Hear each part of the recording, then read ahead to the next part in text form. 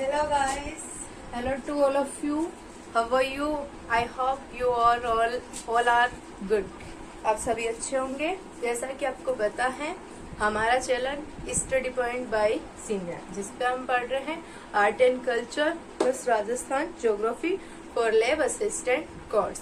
And you know that अब exam की date भी पास आ चुकी है। ओनली 450 डेज हमारे पास है एंड 28 जून को हमारा जो कि एग्जाम है, तो हमें और भी ज्यादा सीरियस हो जाना चाहिए क्योंकि अब एग्जाम जो कि दूर नहीं है।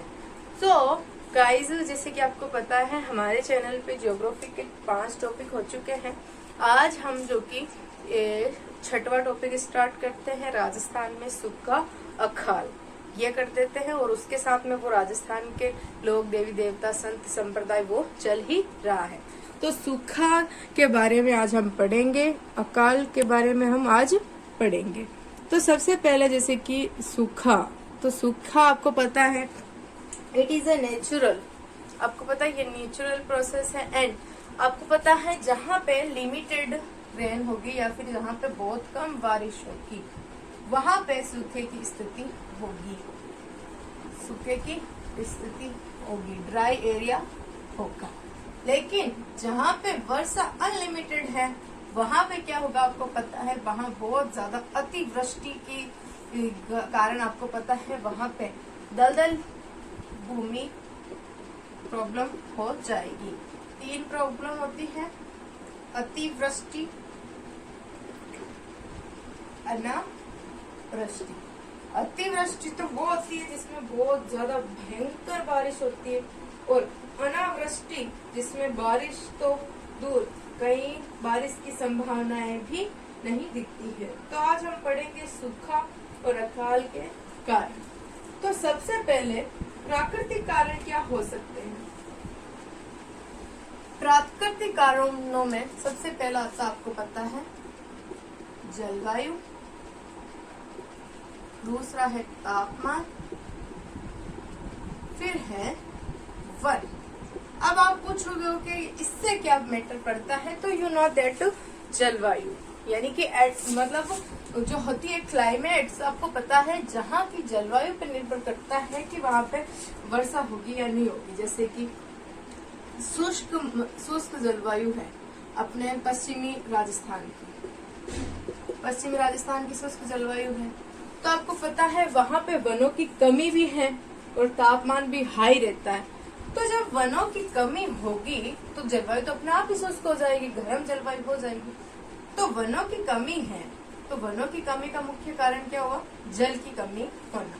और वनों की कमी कारण आपको पता है मिट्टी है जो कि सूर्य की किरणों का जल्दी ही अवशोषण करती है। तो आपको पता है ये मतलब बहुत ज्यादा जल्दी गर्म हो जाती है क्योंकि ये सूर्य की किरणों को बहुत ज्यादा जो कि ऑब्जर्व करती है, अवशोषण ज्यादा करती है। जब मिट्टी गर्म हो जाएगी तो आपको पता है आसपास की जलवायु भी गर्म हो जाती है। लेकिन यदि वन रहेंगे ज्यादातर एरियाज पे, तो वन क्या करेंगे, सूर्य से आने वाली किरणों को अवशोषण तो करेगी, लेकिन उसका आधा से अधिक भाग वापस जो कि ये उत्सर्जित कर देगी। तो ज्यादा वन हो गए वहां पे वो जलवायु वो क्या हो गए वन, तो वो सूर्य से आने वाली किरणों को अवशोषण तो करेंगे, लेकिन उसको वापस जो कि अपने उसका जबकि वो होती है सूर्य की किरणों का उत्सर्जन कर देंगे। लेकिन जहाँ वन कम होंगे वहाँ मिट्टी ज्यादा सूर्य की किरणों का अवशोषण करेगी और हाई टेम्परेचर बना देगी, और हाई टेम्परेचर के आधार पर क्या होगा आपको पता है, जलवायु जो कि शुष्क जलवायु हो जाएगी और सूखे की स्थिति बजाएगी क्योंकि वर्षा कम होगी। यह हो गया। फिर है आर्थिक कारण। आर्थिक कारण में क्या हो गया, तो आर्थिक कारण में सबसे पहले आपको पता है इंक्रीज पॉपुलेशन, जो लोगों की बढ़ती जनसंख्या है वो इसका मुख्य कारण है। फिर है वनों की कटाई। तो आपको पता है जैसे जैसे पॉपुलेशन बढ़ती है इंसान बड़ा स्वार्थी है, अपने हितों के लिए इमारती लकड़े, फर्नीचर, सारी चीजों की यूज औषधियां चाहिए, उनमें आपको पता है वनों की बहुत ज्यादा कटाई होती है। तो जितने ज्यादा लोग रहेंगे तो आपको पता है वनों की कटाई के साथ साथ वो क्या करेंगे, वहां पे घर बनाने के लिए वो वनों की कटाई करेंगे।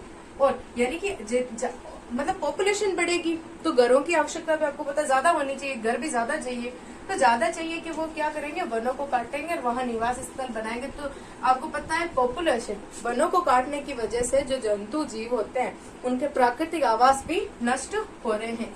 ये एक इनका आर्थिक कारण जो कि मुख्य रूप से उभर कर आया है। फिर है कि राजनीतिक कारण,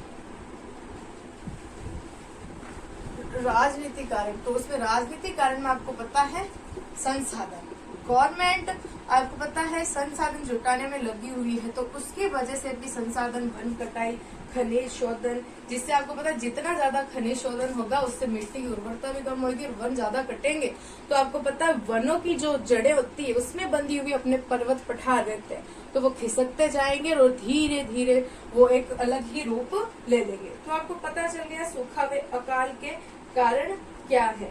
और आपको पता है ज्यादातर जो शुष्क एरियाज है वहां पे सूखा जो कि हुआ करता है। अब जैसे कि सूखा संभावित कार्य क्या क्या किए गए,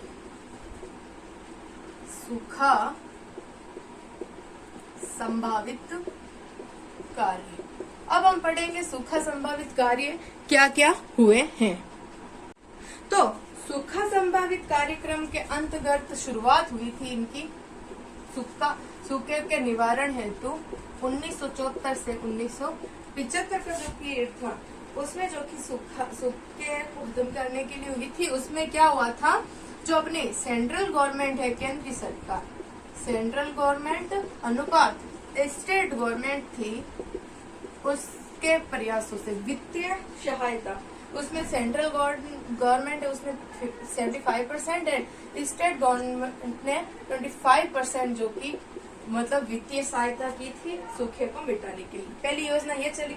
फिर है मरु विकास कार्यक्रम, यह भी सूखे और अकाल से रिलेटेड है, क्योंकि मरु विकास क्यों नाम पड़ा आपको पता है, मैंने बता दिया, पश्चिमी राजस्थान में सूखा बहुत ज्यादा है। मरु विकास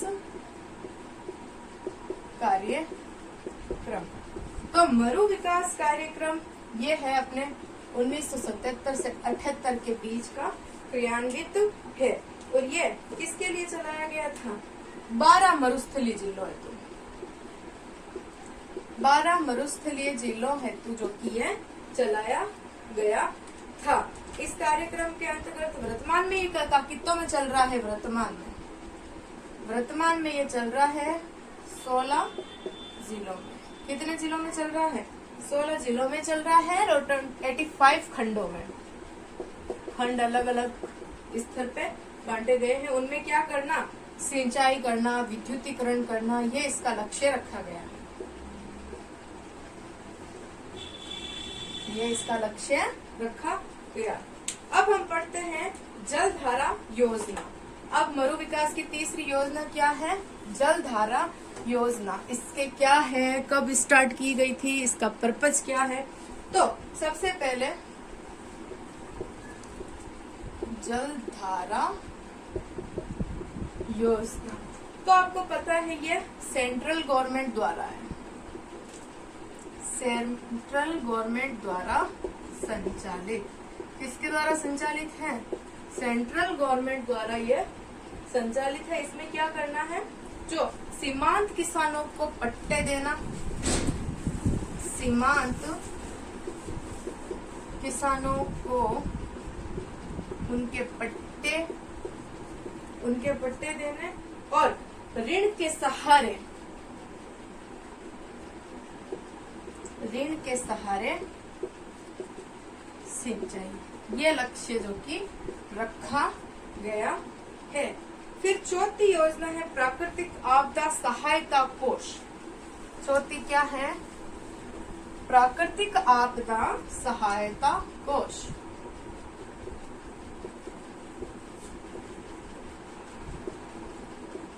प्राकृतिक आपदा सहायता कोष योजना, ये कब चलाई गई थी, क्या है क्या नहीं है। तो ये 1990 से 1991 इस दौरान जो कि ये चलाई गई थी, और इसमें जो कि अपने राज्य सरकार है, राज्य सरकार ने 93 करोड़ और अनुपात जो सेंट्रल गवर्नमेंट है उसमें इसका जो कि वाकम है सेंट्रल गवर्नमेंट का 31 करोड़ 31 करोड़ सहायता से यह संचालित की गई थी। और फिर 5वीं है अपने सहायता विभाग की स्थापना की गई थी। 5वां में क्या किया गया था? सहायता विभाग। तो इसमें आएगा कि सहायता विभाग की स्थापना कब हुई थी? 1951। ये किससे रिलेटेड थी? बाढ़, भूस्खलन इत्यादि में जो कि ये क्या करता है? हेल्प करता है। और फिर 6वीं एक थी योजना, ये अपने सूखे और अकाल से रिलेटेड, उसका नाम था काम के बदले अनाज। काम करो और अनाज, खाद्य रिलेटेड आपकी प्रॉब्लम है वो मिटाओ। काम के बदले अनाज योजना, ये क्या हुआ था? अकाल प्रभावित क्षेत्रों में। कहा? अकाल प्रभावित क्षेत्रों में क्या करवाते थे? काम करवाते थे और उनको अनाज की पूर्ति किया करते थे। तो ये आज हमने सूखे और अकाल से रिलेटेड ये इतना पढ़ा है। कल हम इसको कंप्लीट करेंगे और उसके साथ ही मरुस्थलीकरण, वो जो जो योजनाएं बनाई गई है वो सारी कल क्लियर कर लेंगे और कल आभूषण भी क्लियर हो जाएंगे। इस यानी कि कुल मिलाकर हमारे चैनल पे लैब असिस्टेंट कोर्स के 10 या 11 चैनल जो कि कल कंप्लीट होने वाले हैं। Thank you so much. जय हिंद, जय भारत।